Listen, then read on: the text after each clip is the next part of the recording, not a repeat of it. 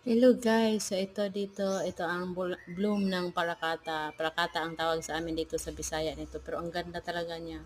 Pag buong puno niya kasi para siyang yung sa Japan. Kaya lang orange ito. Ang ganda niya, ang daming bulak. Kaya yan kumuha ko ng video para dito. Tapos ito pa malapit siya sa dagat.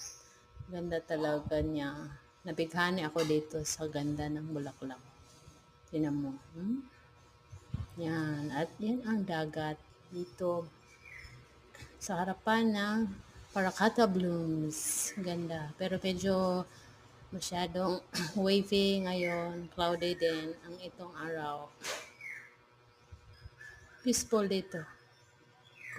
Kung dito ka uupo sa umaga. As in, refreshing siya talaga. Like it. Thank you for watching.